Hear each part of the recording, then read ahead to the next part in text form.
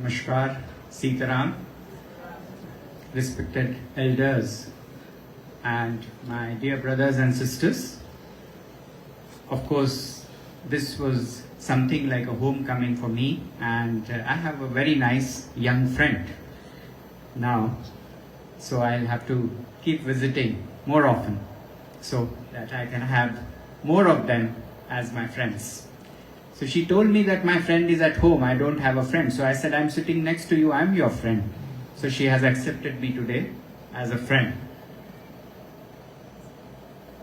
The reason we are here today, of course, is not only that we wanted to have the small ceremony of, as a mark of our gratitude, a mark of our admiration and respect for our Guyanese brothers and sisters.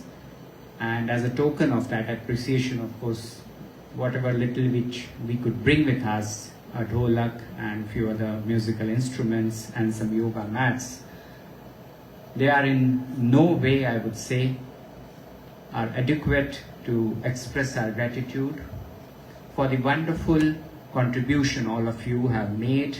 I mean, I was deeply moved when I saw our little friends performing Surya Namaskar, despite the fact that probably someone would have taught them how the yoga and Surya Namaskar is performed. But we also have the benefit of having a yoga guru, Meena ji, at the cultural center. So what we offer to Pandit ji and others is that maybe we can have a calendar where both our director, Honorable Director Rudra Jayanta Bhagwati, who mentioned, of course, that he was earlier the Kathak teacher also at the cultural center. Now he heads the cultural center as the director, and Meena ji, she is our yoga guru. So they will keep coming to your mandir. As I said, it's like our second home. We'll keep coming, and as we see more and more of our young friends joining to learn yoga, joining to learn music and dance, I think this is a reflection of the heritage that we share between our two countries. More than that, when I was entering the temple, I saw there is a mention of Vishwa Hindu Parishad. And there is another connection that, of course, our two countries share when we talk about our shared heritage, our shared culture. Also, the reason why we are here today as we mark Ganesh Chaturthi is the religion that we also share. When we say religion, it has a different connotation. But when we say dharma, it has a different and a very broader meaning.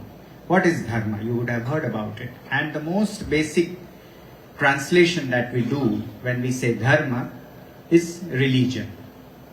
So the puja, the worship to Lord, having some rituals, this we consider as a religion. But religion also has, as I said, a very broad meaning. And what that meaning is, dharma means also duty.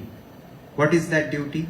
The duty towards your elders, your parents, your family, your community, toward your country, and then ultimately towards the whole world. So when we say that we are Hindu or we share the same religion, what we are referring to is not only religion in a narrow term of worship, but also that all of us, we are part of one big family. And that's why you write it as Vishwa Hindu Parishad. You are not talking about only one particular country or one particular community, but we are thinking about the whole world. And we also feel that there are members of our family who may not be staying in Bharat, in India, but they are spread everywhere in different parts of the world. And still we are all connected with one thread. Now, is this something where we are saying that we are Indians, you are from Guyana? No, that difference doesn't exist, because we are all human beings. We are in a way linked to each other. We consider all of us as brothers and sisters belonging to the same family, and the same values, they connect us. And therefore, when we talk about yoga or we talk about music, the idea is to bring everyone together. It is our shared heritage. It is something that belongs to all of us. So when we see you performing yoga, or when we see that you are performing the wonderful dance performed by our young friend today, I think this is a reflection that we all belong to one family. And does that mean, as I said, no, we don't consider that, you belong to Guyana, we belong to India, so we are different. No, we are all the same because we belong to one big global family, and that is why we always say Vasudhaiva Kutumbakam. The whole world is a family, and therefore we are brothers and sisters. So if something adverse happens to India, you stand with us. And something adverse happens to Guyana, we stand with you. So India and Guyana, they will stand with each other in thick and thin. If any adversity comes, we are together. If there is a cause of celebration, again we are together. Okay? So many times we are asked that, me as the High Commissioner, I'm asked, okay, why India is here now? Because Guyana has oil. And my answer to them is no, that has nothing to do. We have been here for so many years because our family is here. Your ancestors who came from India, that is the reason the link exists between our two countries. And it is okay, there is oil, there could be other resources, there could be something in India which Guyana might need, there could be something in Guyana which India might need. But that is what we call business. That is what we call trade. You have something to sell, we buy it from you. We have something to sell, you buy it from us. But that is not what family is. Do we go and ask, or do the parents tell their children that we have done this for you, so now you do something in return for us? Does the mother tell you that, I kept you in my womb, I nurtured you for 9 months, so give me something now in return? The mother never says that. So in the same way, when we say that we are part of a family, we don't talk about what you will give me and what I will give you. What we talk about is what we can share, what we can do together, what we can contribute to each other to bring prosperity, well-being, good health, everything for all of us. And that is why if we have yoga, we want to share it with you because it improves health for everyone. If we have some dance and music to offer, it's our shared heritage. And while director explained to it, of course in terms of mudra and all that, we should not look at Indian dance or Kathak or Bharatanatyam only as a mean or a form of dance. When you do those postures, along with those postures, there are also exercises. So the mudras, for example, or different postures, at a certain stage you will find that, or like Meenaji was explaining, every yoga pose she was telling you, this is Bhujangasana. So what we are doing, it's a pose of a snake or a cobra. It's a pose of any other animal, Bhujangasana, then we say Kukkutasana, we have so many other asanas in yoga. So we are observant, what is there in the nature, and the same thing, we have Rukshasana, we have Parvatasana, so we observe the nature, and that is also part of the exercise. And if you perform that regularly, after a while you see that your health improves. Coming to the next part of it, here afterwards if you come and see, we have some information about food. Again, it's a shared heritage. I'm sure director mentioned about chokha and roti, and many of you I'm sure are also familiar with the 7 curries. You have different curries, you have rice, you have roti, so many things. Now people say, what is so special about food? Because food also we consider as something which brings people together. Why do you have 7 curry? Because everything which you have in a 7 curry, different curries, has a different element, has a different value, has a different importance. And you eat everything together. So while we don't always get into the nutrition part of it, let me give you a small example. These days in the United States and many other countries, people are telling us about what is a balanced diet. And people who are, many times they have fast food, they have fatty food, fried food, then they have health problems. So then if you go to a doctor or a medical expert or a nutritionist, he or she will explain that you should eat this with this, it is good for your health.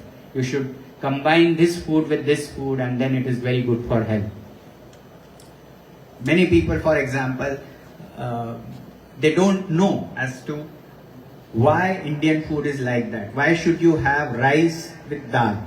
And then we explain to them that rice has starch or carbohydrates. Dal has proteins. And when you mix the two, you have some advantages. And then people say, like, I studied medicine, so we know that if you combine these two things together, then you get all the essential amino acids which are necessary for your body.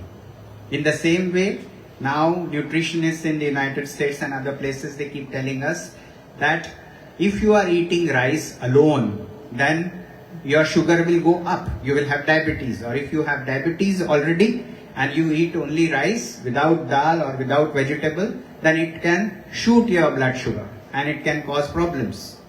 So therefore, you should have a little bit of ghee and dal together. So you are getting your carbohydrates from your rice, you are getting your proteins from your dal, you are getting your fats from your ghee, you are getting your fiber from your vegetables. So when you eat your 7 curry with all different types of curry, every vegetable has something special in it.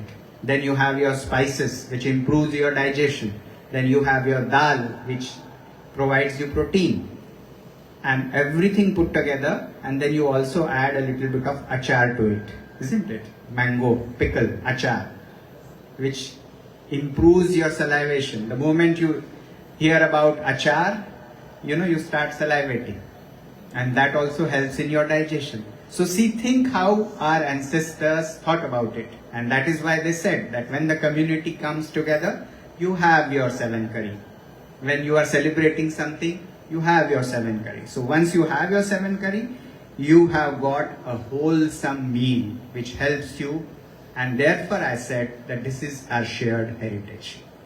And many of you, for example, a director was telling you about Bihar, isn't it? Then these are the parts of India where your ancestors came from. So if you go there as a part of No India program or any other program, if you visit Bihar or Uttar Pradesh, you will find people are also enjoying chokha there. They are also having roti there. So it's the same food. There could be more than 200 years since the people came from there, but they brought that with them, and it's the same thing which we are enjoying today. But what is more important is that we know about it. More importantly, so many people are nowadays talking about sustainability and how you can reduce the pollution, why you should not use plastic. But what you are doing is exactly that.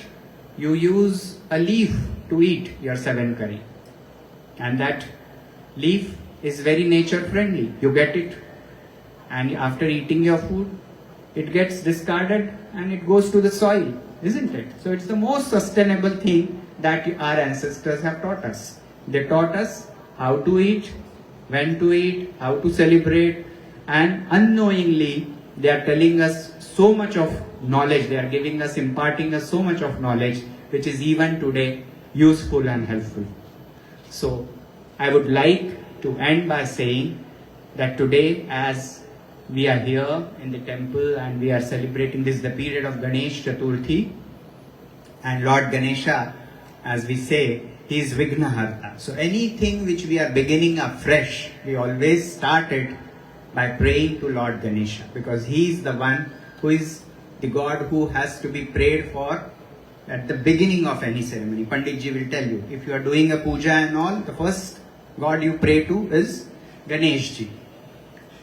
And it is important for also our children, young friends, that if you are beginning your study, you are starting to learn something new, be it dance, be it any subject, there are 2 gods to whom normally you pray. You did that today as well. You pray to Lord Ganesha, and you pray to Goddess Saraswati, because they are considered gods who represent knowledge, art, skills. So we pray to them to get that knowledge. And as I conclude today, please join me as we recite. I'm sure all of you, most of you know that mantra, which is for the Lord Ganesha. Vakratunda Mahakaya Suryakoti Samaprabha Nirvigham Kurume Deva Sarvakaryeshu Sarvada. Thank you. And let Lord Ganesha as bless us. He gave us prosperity, He gave us well-being, and most importantly, He bless us with this deep friendship which our two countries have shared over so many years, and both Bharat Mata and Guyana Mata continue to flourish us, bless us, and let us be proud of our collective heritage. Dhanyavad. Thank you. Namaskar.